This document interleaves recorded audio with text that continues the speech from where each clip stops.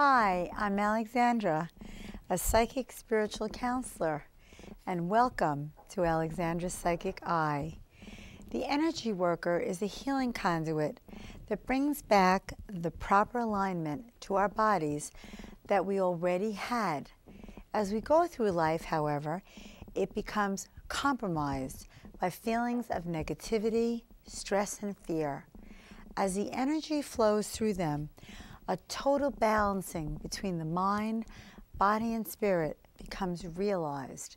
Viewing the totality of your mental, physical, and spiritual state is the essence of the word holistic, which means to take into consideration all aspects of a person's being rather than just the physical. Stay tuned as we explore further some of the fascinating holistic approaches we have at our very own fingertips. Don't go away.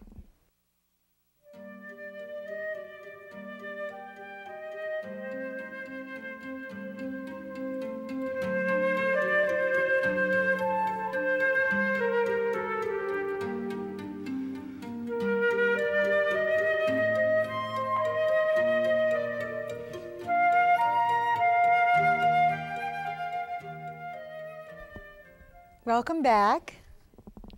Larry Schiller has graduate degrees in counseling, holistic psychology, and nutrition, and currently works at Princeton Hospital as a group psychotherapist. His energy work experience spans over 20 years. He has studied Reiki, polarity therapy, and taught Edgar Cayce style massage and crystal healing. And welcome back to our show. It's really great to have you. You are truly fascinating. Thank you. Before we get into our discussion, I just want to mention to my viewers that before this show, you did a little energy work on me, and I feel just wonderful. Whatever was bothering me or hurting me, it was like, it just all went away like, oof, like that. So you're amazing. Now, after doing energy healing work for over 20 years, which is a long time, you know, what surprises you about it? What is, you know, outstanding about it to you? People don't know much about it, you know. It's a great thing.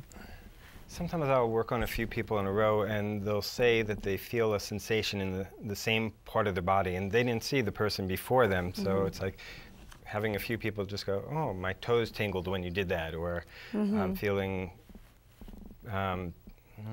my stomach is gurgling. And sometimes you could hear their stomach gurgling, and you know that you're not even touching them, you're just like holding a stone over them, and all of a sudden their stomach is audible. So it seems almost, it's like magical. It's like, here it is. But you know, so what's surprising is that the crystals, you want to hold up a nice big crystal, or they can, yeah, that's the crystal wands. It's got all different stones on it. I know, and you kind of doing it like that on our last show. Well, that feels pretty good. I like that.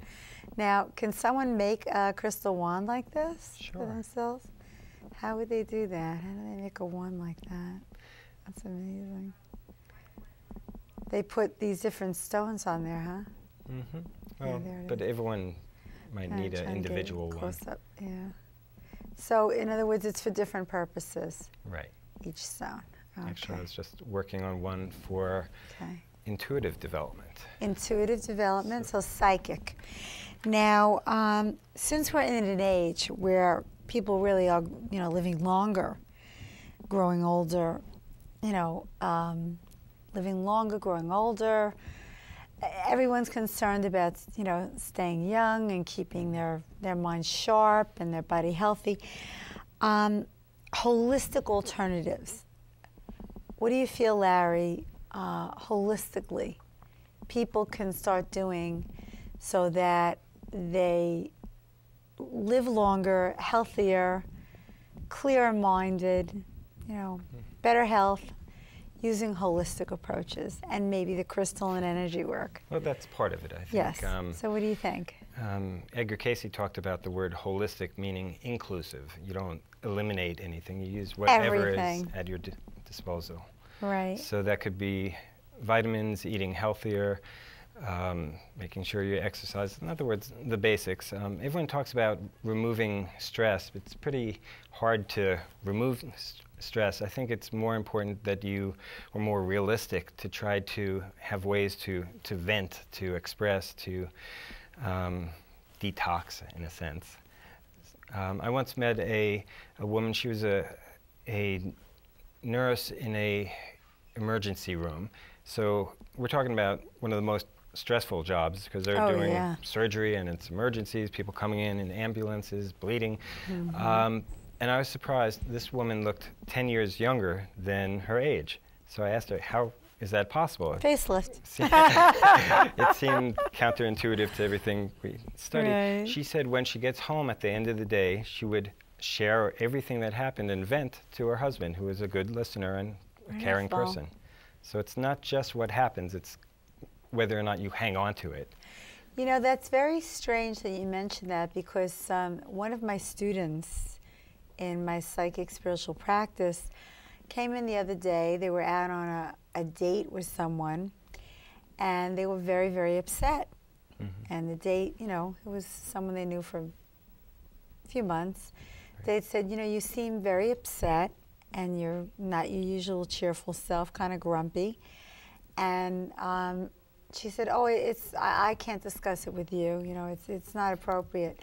And he said very calmly, he said to her, no, you need to vent it. You need to get it out. If you don't get it out, you're going to hold it in and have a miserable night, and etc. And she just, you know, she realized, you know, she thought about everything that I told her about letting things go, and here he was put in front of her, and there he was, this open, loving person wanting her to vent. And she vented the whole thing, and as soon as she vented, she said 15 minutes later, she said smiling and laughing and happy. So you're talking about expressing. Right. And being heard. A little cliche line is, expression is the opposite of depression. Expression is the opposite of depression, sure.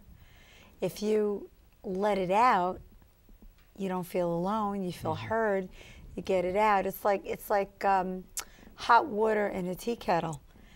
It's got to come out. Right. If it doesn't come out, it gets all bottled up and like you get a little tea explosion there. Yeah, I've been into psychology for about 20 years and I never heard of anyone saying, oh, I stuffed those feelings and now I feel better. So speaking to someone, getting things out, having someone to talk to is part of staying young. As well as making sure you're doing all the other things, because whatever you're most deficient in, that's going to have the biggest impact. Like if you're taking vitamins and you're exercising, but you're not getting sleep at night, that's no good. You know, recently I was telling a friend of mine who has a very bad back, and I told them, I said, you know, you just doing one little thing is not going to help your back. I said, there's 12, 15 things you have to do. And she's like, you know it all. I said, no, I just went through it. You know, it's the vitamins, it's the working out, it's the yoga, it's stretching, chiropractic, it's thinking, you know, positive, it's, you know, seeing it go away, it's being flexible with your body. And she's still got the same back problem now for 10 years. And sometimes just and mine emotional. has improved, yeah. It's like if you have that much stress, it's going to settle somewhere in your body. Well, she's angry. She's a very angry person, so it's just sitting in her body. So you would say the key then is taking the holistic approach to life will extend people's lives, will make them feel younger. It's all. So it goes back to Frank Sinatra's song, When You're Young at Heart. Now, tell us about the holistic therapies that you use and what that's all about. For over 20 years, been studying a little of everything, and I tried to think of it like a toolbox. You don't use the same thing for everyone, because everyone has individual needs, but you need to have a repertoire, if not to do it, to refer people. You have to know what Well, they need. Let's say, Larry, let's take a particular problem in your holistic practice. Would you give us an example of a particular problem, and what would be your approach holistically, and what would you do? We could talk about what we did before the show. Sure, go right ahead. You don't mind? I don't mind. Okay. I'm an open book. So you started out, you had some back pain, some neck pain. Back and neck pain, yes. And it's actually from a front-end collision, Staten Island. okay, so the collision and life tension. Yes, that's right. Okay, so some people think you just do surgery or only chiropractic or physical therapy. Those are all good modalities, but they may or may not be the answer. Right. And if you're not addressing the emotional part where you're holding on to the tension, you know, like an expression, that person is a pain in my neck. Yes. You don't know anyone like that, right? I have many pains in my neck. So sometimes a person might work very deep and do, it's called deep tissue massage. One of the things we did was much lighter, the polarity, the gently having you rock your head. Right. And then you started saying you felt too sleepy to do the show. Yeah, I was like, I was in La La Land. But after a cup of coffee. but after you felt more relaxed, you said. Yes, yes, I felt totally relaxed. So what exactly did you do? You kind of just got the energy out? Is that what it was? It's kind of helping you unwind physically and yeah, it was like energetically. So you that's what this was with you. It's from polarity. Unwinding. Polarity? So what is polarity? Polarity is the balancing of energies.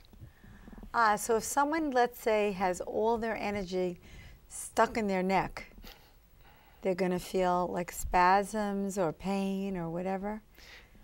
So if you move that energy around. Well, there are a lot of ways of moving the energy. flows. There's the polarity, there's massage, chiropractic, painkillers. Yoga, painkillers, And knocking them out, going to sleep, yeah.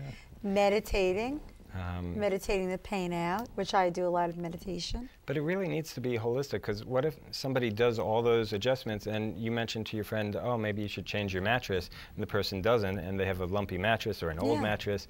So you really have to weigh everything, because most everything in the universe is either strengthening or weakening you. Yes. One of the things that I tell people, and you know, they don't want to, the first thing I say is they have to take responsibility for their own health. And they really don't want to, like, they want to give it to the doctor, okay, you do it, but the doctor's not going to do it. You know, he or she is going to help you, but they're not going to do it. Secondly, if they give it to a higher power, let's say the Holy Spirit, the universe, the answers will come to them, I feel, and I teach this. The answers will come to them, and then they will know, okay, I have a lumpy mattress. I've been doing chiropractic. I've been doing energy work with Larry. I've been speaking to Alexandra. I've been doing hypnosis. I've been doing yoga, but I'm still not exactly right. Well, change your mattress. You know, your mattress is 25 years old and it's lumpy. Or you're getting a draft in your window and it's going right there. Or you're unhappy in your relationship, and the person is, every time you're with the person, they're stressing you out. That's what you mean. Right. I like what you said about the responsibility, because you can't just get a pill from a doctor and think everything is fine. But also in the spiritual realm, people could not take responsibility. They think, oh, if I just pray and meditate, but if you do that and don't get a pillow that works or change your mattress, you have to pray for guidance, but then you have to act on it. Exactly. There's a lot involved.